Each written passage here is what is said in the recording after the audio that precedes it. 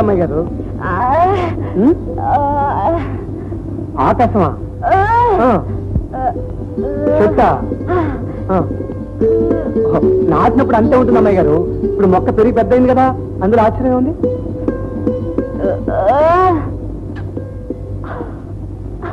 ఏమిటమ్మాయి గారు చెప్పండి చెప్పండి.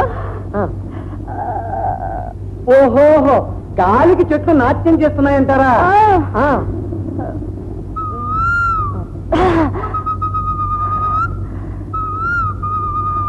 ఓహో, ఓయ్ ఊరికి అరుస్తుందంటారా?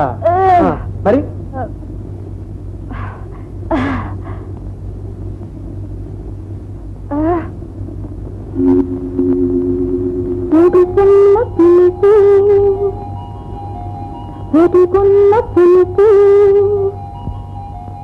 ఒక గొంతులోనే పలికింది, అది రాగమని నన్నదిగింది. ఒడుకున్న పిలుపు ఒదిగిన్న పులుపు, ఒక గొంతులోనే పలికింది, అది రాగమని నన్నదిగింది. అది మన ఊరి కోకిలమ్మ, నిన్నడిగింది కుశలమమ్మ. అది మన ఊరి కోకిలమ్మ, నిన్నడిగింది కుశలమమ్మ. నిజమేమో తెలుపు, నీ మనసు తెలుపు, ఎగిరేను మన ఊరి వైపు, అది 10 మంది కామాట తెలుపు. నిజమేమో తెలుపు, నీ మనసు తెలుపు, ఎగిరేను మన ఊరి వైపు, అది 10 మంది కామాట తెలుపు.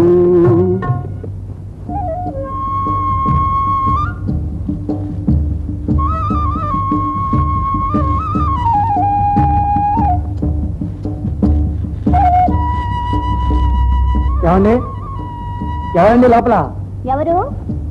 ఇక్కడ అద్దెకిచ్చే వాటా ఏదన్నా ఉందండి? అందుకే కదయ్యా తాటికైన అక్షరాలతో బోర్డు రాయించి పెట్టింది. ఒక్కసారి చూడొచ్చండి? అలాగే రండి. ఎవరు? ఇల్లు కావాలండి. అందుకని ఎవరో తెలుసుకోకుండా సరాసరి లోపలికి. అదేమిటండి, అద్దెకొచ్చేవాళ్ళు ఇల్లు చూసుకోరు? నేను కనుకుంటాను. ఏ నాయనా, రేపటి నుంచి నీ తాలూకు బంధువులు, అమ్మాయి తాలూకు చుట్టాలు అందరూ దిగిపోయి ఇల్లు సత్రం కింద చేస్తారా, లేక మీ భార్యాభర్తలు ఇద్దరే ఉంటారా? మేము భార్యాభర్తలు కాదండి. అయితే అన్నా చెల్లెళ్ళా? కాదండి. అది చూసావా, నేను అప్పుడే అనుకున్నా ఇదేదో లేదు వచ్చిన బాబుతే అని.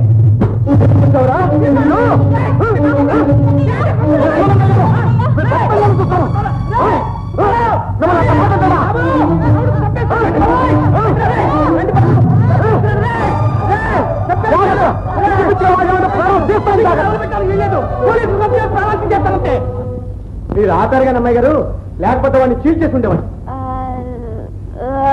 తప్పుడు కొత్త కూర్చుంటే చూస్తూ ఊరుకోమంటారా?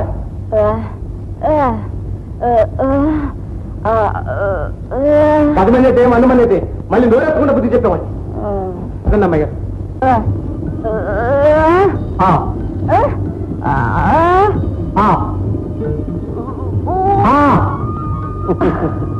అమ్మాయి గారు, మీరు కాలికి మువ్వలు కట్టుకుని గల్లు గల్లు అంటూ నెమల్లా నాట్యం చేస్తుండండి. అది చూస్తూ కావాలంటే ఆ గోదావరిని తీసుకొచ్చి కొండ మీదకి, ఈ కొండను తీసుకెళ్లి ఆ గోదావరి మధ్యలోకి మార్చేస్తానండి.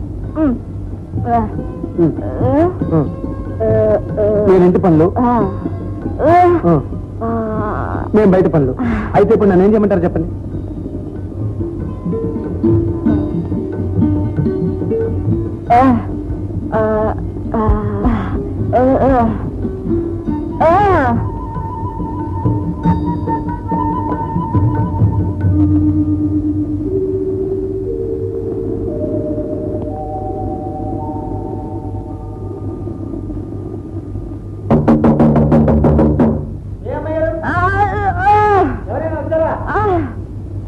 ఏమిటి అన్నయ్య లేడా? హైమా, నేను చెప్తుంటాను చూడండి. ఈమె. నమస్కారం. మీరు చాలా బాగా నాట్యం చేస్తారని కుసుమ చెప్తూ ఉంటుంది. మేము కూడా చూసే అవకాశం ఎప్పుడు కల్పిస్తారు? అన్నయ్య, నేను పనిచేస్తున్న కళాక్షేత్రం యజమానులు రాంబాబు గారు నీతో మాట్లాడాలని వచ్చారు. నాతోనా? మా కళాక్షేత్రంలో మీరు కూడా సభ్యులుగా చేరితే ఎంతో బాగుంటుంది. అఫ్ కోర్స్ ఊరికినే కాదనుకోండి, ప్రతి నెల ఇంత జీతం కూడా ఉంటుంది. కావాలంటే 2 సంవత్సరాల కాంట్రాక్ట్ కూడా రాసిస్తాను. రాంబాబు గారు, మా అమ్మాయి గారి తండ్రి గారు గొప్ప కళాకారుడు. ఆయన ఎప్పుడు ఏమనేవారో తెలుసా? శాశ్వతంగా ఒకళ్ళకి అమ్ముడుపోయి వాళ్ళ ఆదేశ ప్రకారం ప్రదర్శించేది అసలైన కళ కాదు, ఎవరి ప్రమేయం లేకుండా గుండెలోంచి పొంగి పొర్లే ఆవేశానికిచ్చే రూపమేరా సజీవమైన కళ అని.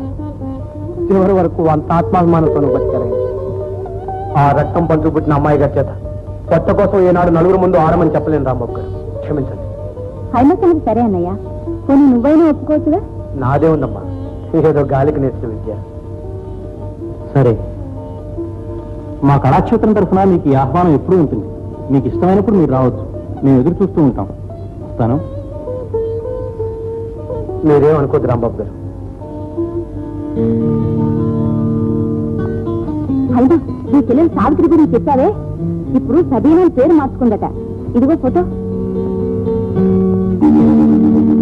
2 పెద్ద చెరువులు పశ్చిమ ఆసియాలో ఉన్నాయి. వీటిని అక్కడున్న ప్రజలు ఈ చెరువుల్ని సముద్రాలు అని పిలుస్తారు. కానీ అవి మాత్రం చెరువులే. ఈ 2 చెరువులు కూడా ఒకే నది నుండి వచ్చిన నీళ్లతో ఏర్పడ్డాయి. గోలాన్ హైట్స్ నుండి పుట్టిన జోర్దాన్ నది లెబనాన్లోని చెట్ల మొదళ్ల నుండి రకరకాల ఔషధాల తత్వాలను తీసుకొని స్వచ్ఛంగా ప్రవహిస్తూ ఉత్తర దిక్కున వెళ్లి ఒక సముద్రంగా ఏర్పడుతుంది. అలాగే దక్షిణం వైపుగా వెళ్లి